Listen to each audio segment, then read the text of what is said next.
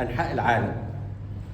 أنا أول مرة أسمع اسمه كنت في أوزبكستان، والمستشار الثقافي المصري هناك الدكتور مجدي زعبل عامل لي جولة كده في العاصمة طشقند، وبعدين قال لي تعالى أوريك حديقة الخالدين هنا.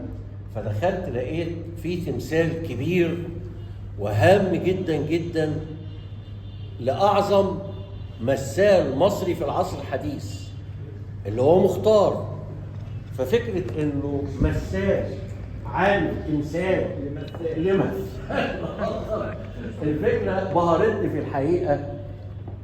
ثم اكتشفت إنه هذا المثال هو، وكنت المرة الأولى بسمع هذا الاسم، هو الدكتور أسامة السروي، اللي هو كان في نفس التوقيت ده اللي أنا كنت في طشقند، كان هو المستشار الثقافي المصري في موسكو.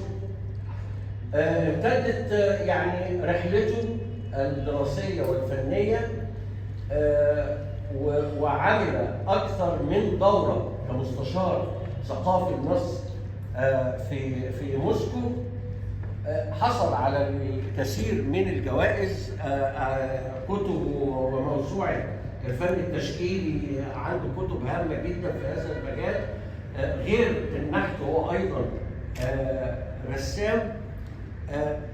أهم يمكن تكريم حصل عليه في مشواره ميدالية بوشكين. بوشكين طبعا الشاعر الروسي العظيم، في ميدالية رسمية روسية باسمه، بيرشح لها من كل أنحاء العالم سنويا شخصية أو 2 أو 3، عدد قليل من الشخصيات اللي استطاعوا نقل الثقافة الروسية أو خدموا الثقافة الروسية في مجتمعاتهم. اللي بيسلم، اللي بيصدر الأمر بهذه الميدالية هو الرئيس الروسي شخصيا، واللي بيسلمها هو الرئيس الروسي شخصيا. يعني بوتين هو اللي أصدر المرسوم، وهو اللي قلد الدكتور أسامة السروي هذه الميدالية، ميدالية بوشكين. سر وجوده معانا النهارده هو التمثال رقم 86. هتقول لنا حضرتك طيب مين هو التمثال رقم 86 في حياة الدكتور أسامة السروي؟ وانا بشكر حضرتك على التقديم الكتير قوي ده. يعني اقل واجب، احنا بنعرفك بس، احنا ما شكرناش ولا احنا مجرد تعريف، وكلها حقائق اللي انا سعيد جدا النهارده ان انا في حضره قناه تحسين الدكتور حسام بدراوي، طبعا الاستاذ كل الساده الافاضل المحترمين، الشرف الكبير يكون موجود في وسطكم النهارده. و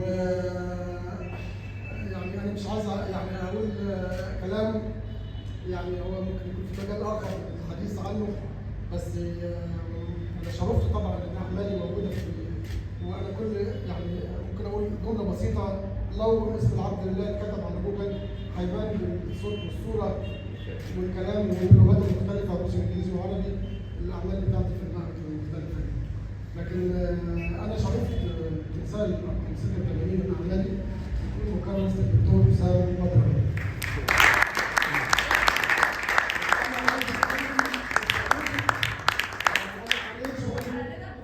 مريت بشويه المهمات وانا بعمل التمثال، ان انا ما كانش ليا شرف ان التقي مع حضرتك قبل كده. ما شفتكش، انا شفتك في التلفزيون وشفتك في اليوتيوب، ذاكرتك وشفت صور.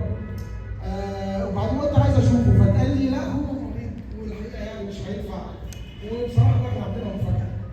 فقلت طيب اجتهد يا عم اسامه.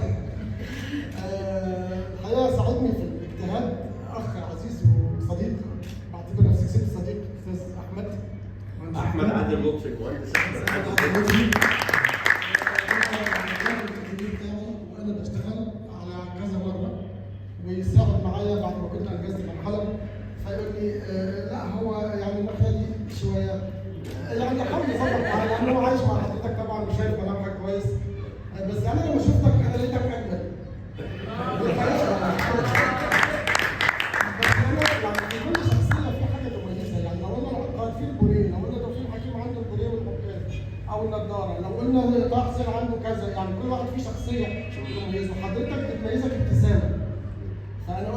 هذه السعاده اللي بيشعها علينا وعلى الاخرين لازم اعمله مبتسم. دي اول مره اعمل تمثال لشخص بيضحك.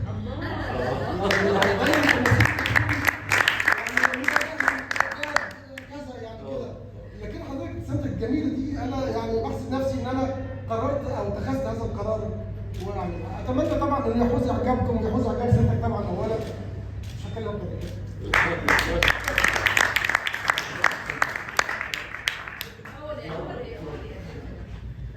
بنستخدم خامة البرونز.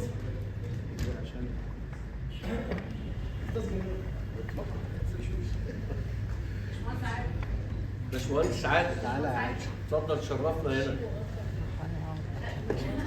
اوعى تشيل الغلطه استنى المهندس عادل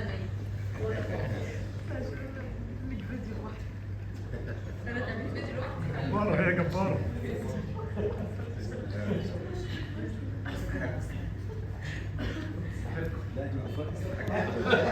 هنا عشان اصلي لهم صلي الشرف.